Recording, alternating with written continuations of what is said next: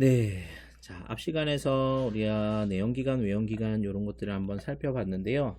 자, 요번에 여러분들과 한번 알아보아야 할 내용들은 음, 기계적인 사이클에 의한 기관의 분류라고 합니다. 기계적인 사이클에 의한 기관의 분류. 어, 자, 기계적인 사이클에 의한 분류에서 자, 사행정 기관이 있고 자, 이행정 사이클 기관이라고 하는 게 있습니다. 기본적으로 우리 자동차 기관에서는 사행정과 이행정, 그 중에서도 사행정을 가장 많이 사용하긴 하는데요. 자, 이런 것들이 있는데 요 내용에 대해서 한번 말씀을 드리겠습니다. 자, 기본적으로 자, 피스톤이 있고요. 그 피스톤 안에 이렇게 커넥팅 로드가 달려 있어요. 근데 피스톤이 이렇게 달려 있고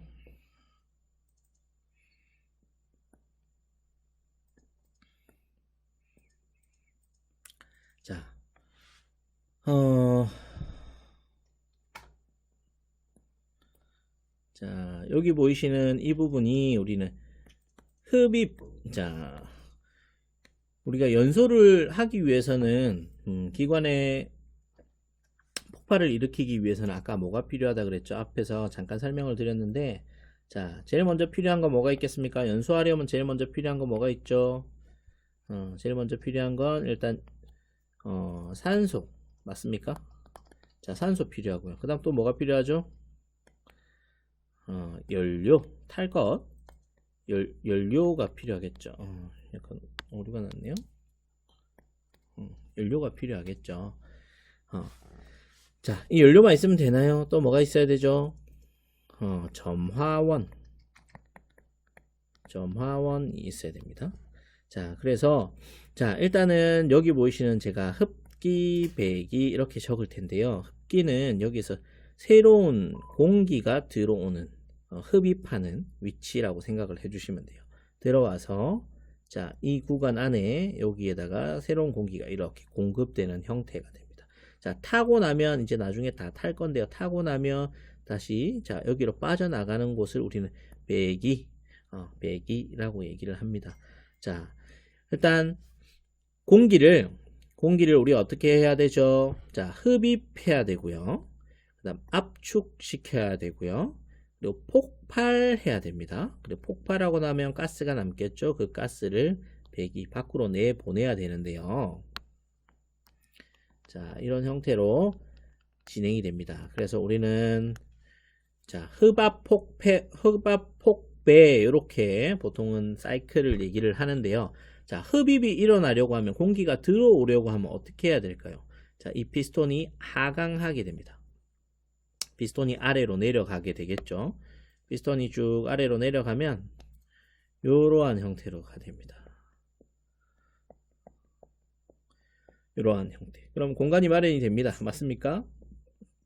그럼 이 사이로 이렇게 공기가 들어오면서 공기가 가득 이렇게 차게 되겠죠.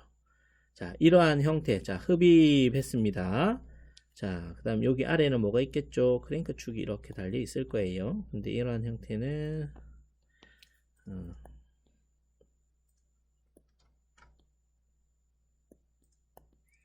자, 이러한 형태가 되어 있을 겁니다. 흡입을 했고요. 그리고 다시 자, 이제 압축을 하려면 이 피스톤은 다시 상승하게 되겠죠. 다시 상승하게 됩니다. 대신에 여기는 이러한 형태가 됩니다. 보이시나요? 자, 이렇게 해서 이 공간이 압축이 일어납니다. 이때는 흡기 밸브도 닫히고 여기 통로가 두 개, 흡기 통로, 배기 통로가 다 닫혀 있는 형태가 되죠. 압축이 일어납니다. 자, 그러면 자, 아까 잘 보셨겠지만 자, 이런 형태 밑에 크랭크 축이 아래에 가 있었죠. 그리고 다시 올라왔습니다. 처음에 흡입을 하려고 한다. 그럼 어떻게 해야 될까요? 흡입을 하려고 한다. 이 친구가 위에서 아래로 한번 내려와야 되겠죠.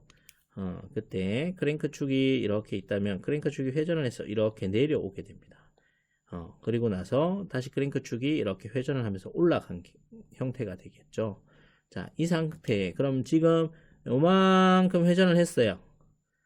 이만큼 회전을 했어요. 자, 너무 선생님 많이 그렸네요. 자, 여기서 180도, 다시 180도. 몇 도죠? 자, 360도 회전을 했습니다. 맞습니까?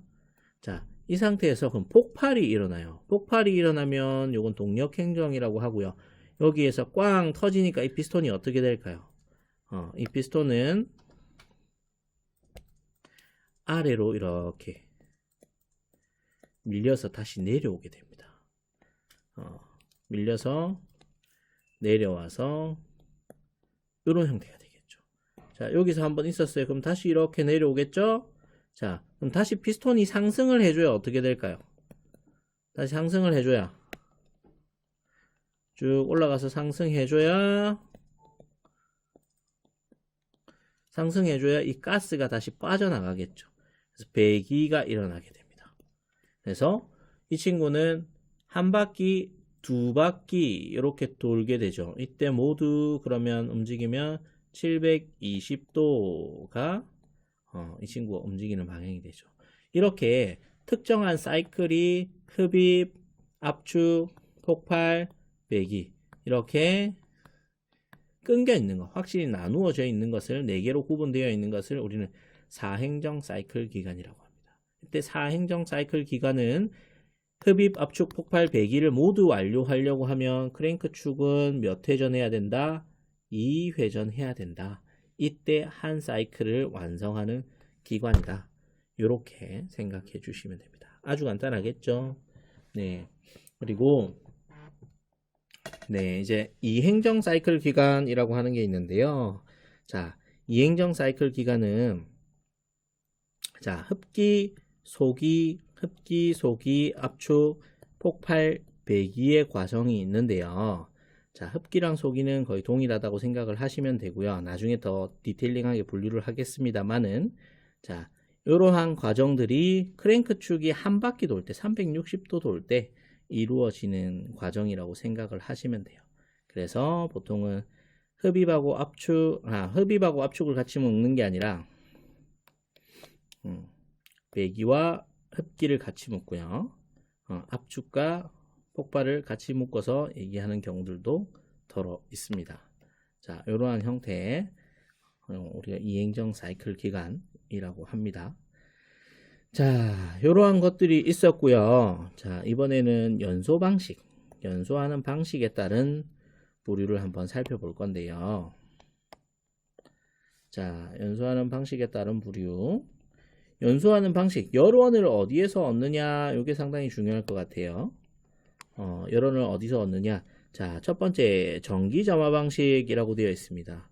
전기점화 방식은 자, 정기적인 불과 압축된 혼합가스에다가 압축시킨 혼합가스를 정기적인 불꽃을 튀겨서 폭발시키는 방식.